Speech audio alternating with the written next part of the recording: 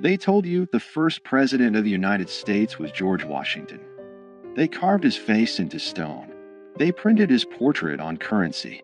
They wrapped his image in myth and called it destiny.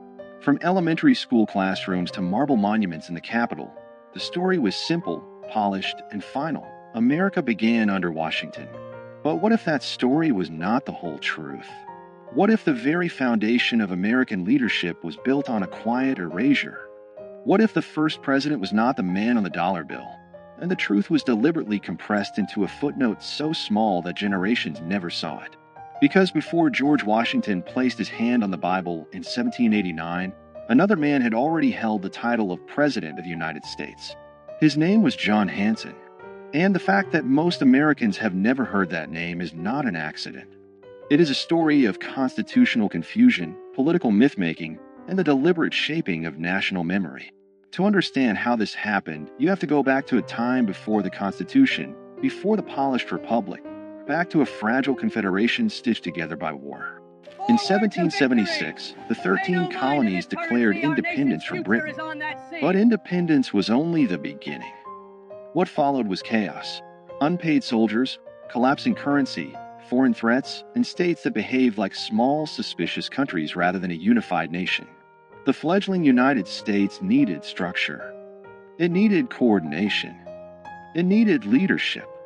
So in 1781, after years of debate, the states ratified the Articles of Confederation, creating the first national government of the United States. This government did not have an executive branch like we know today. There was no powerful presidency, no cabinet, no centralized authority commanding armies or vetoing legislation. Instead, there was Congress. And Congress elected a presiding officer. That office carried a formal title, President of the United States, and Congress assembled. On November 5, 1781, that office was filled by John Hanson. Hanson was not a general. He was not a towering plantation owner from Virginia. He was a merchant and statesman from Maryland. But when Congress selected him as its presiding officer, he became by title President of the United States. This was not symbolic. Under the Articles of Confederation, Congress was the national government. There was no separate executive. The President of Congress signed documents, corresponded with foreign powers, oversaw administrative matters, and in many ways embodied the leadership of the nation. Hanson served a one-year term. During that time, the Revolutionary War was still underway. He dealt with financial instability, troop demobilization, and diplomatic recognition. He presided over Congress as it accepted the British surrender at Yorktown's aftermath and navigated the fragile early sovereignty of the new republic. And yet his name is rarely mentioned outside specialized historical discussions. Why? Because after the war ended and the weaknesses of the Articles of Confederation became undeniable, a new document was drafted, the Constitution of 1787. This Constitution created a radically different office, a singular executive with defined powers, independent authority, and national visibility. It created what Americans now recognize as the presidency. In 1789, George Washington was elected under this new constitutional framework. He was not the first man to hold the title President of the United States, but he was the first president under the Constitution. That distinction matters. But over time, nuance was erased. The founders themselves understood the difference. They did not consider the presidency under the Articles equivalent to the executive created in 1787. The earlier office was primarily procedural, a presiding officer chosen by Congress, not a nationally elected executive. Yet as American mythology grew, complexity became inconvenient. A nation prefers clean origin stories. Washington became the first president, not because no one held the title before him, but because the new constitutional order redefined what the presidency meant. The old office faded into obscurity. But obscurity is not the same as non-existence. John Hanson was not alone. Before Washington, several men served as President of Congress under the Articles of Confederation, including Peyton Randolph, Henry Laurens, John Jay, and others. Hanson's distinction lies in being the first to serve a full one-year term after the Articles were fully ratified by all 13 states. And that ratification detail is where the controversy lives. Some historians argue that because Maryland was the last state to ratify the Articles in 1781, and Hanson was elected after that ratification, he was technically the first president of the fully unified United States government. This claim has been amplified in certain circles as proof that Washington was not the first president. But the reality is more layered. The presidency under the Articles had no independent executive power. It had no veto authority. It had no control over a standing army. It was not elected by the people or an electoral college. It was chosen by members of Congress and largely functioned as a moderator and administrator. Calling Hanson the first president in the same sense as Washington would be misleading. Yet erasing him entirely is equally misleading. The shock is not that Washington was not first. The shock is that American civic education rarely explains the transition between two completely different governmental systems. The real foundational lie is not that Washington served first. It is that the story of American leadership begins neatly in 1789. It does not. It begins in confusion, experiment, and fragility. During Hanson's presidency, Congress established Thanksgiving as a national day of observance in 1782. It adopted the Great Seal of the United States. It managed foreign affairs and struggled to pay soldiers. It dealt with mutinies and financial crisis. These were not ceremonial tasks. They were existential. Yet when the Constitution replaced the Articles, the previous system was treated almost like a draft that never counted. The national memory pivoted hard toward the stronger executive model, and the earlier presidents of Congress became historical footnotes. Why would a nation simplify its own origin? Because power shapes narrative. The Constitution was framed as a corrective to weakness. Federalists argue that the Articles created a government too feeble to survive. By elevating Washington as the first president, the new system symbolically reset the clock. It framed 1789 as year one. The earlier period became a prelude rather than a beginning. This was not necessarily a malicious conspiracy. It was nation-building through storytelling. But storytelling always chooses emphasis. And when emphasis becomes repetition, repetition becomes truth. Over time, monuments, textbooks, and civic rituals reinforce the narrative. Washington was father of his country. He set precedents. He defined the executive branch. He stepped down voluntarily, shaping democratic norms. All of that is true. But what disappeared in the retelling was a messy prologue. The presidency did not emerge fully formed. It evolved. Under the Articles of Confederation, the central government had no power to tax. It could not compel states to provide troops or funds. Economic instability led to unrest like Shays' Rebellion in 1786–87. These crises exposed structural weaknesses. The Constitutional Convention of 1787 was not simply an upgrade, it was a reinvention. The executive office created in Article 2 of the Constitution bore little resemblance to the presiding officer of Congress under the Articles. Washington's presidency represented a new experiment entirely. But here is where document shock enters the story. The Articles of Confederation explicitly use the title President of the United States in Congress assembled. That phrase is preserved in historical records. It is not folklore.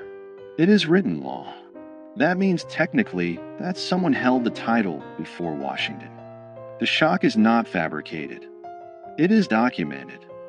The question is not whether Hanson held the title. He did.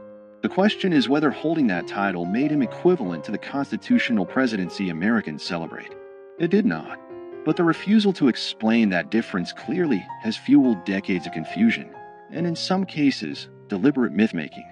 In the 20th century, certain advocacy groups and state historians promoted Hanson as the real first president, sometimes to elevate regional pride or challenge federal narratives. Statues were erected. Claims were printed in pamphlets. The nuance disappeared again, this time in the opposite direction. History swung from erasure to exaggeration. The truth lives in the middle. Washington was the first president under the United States Constitution.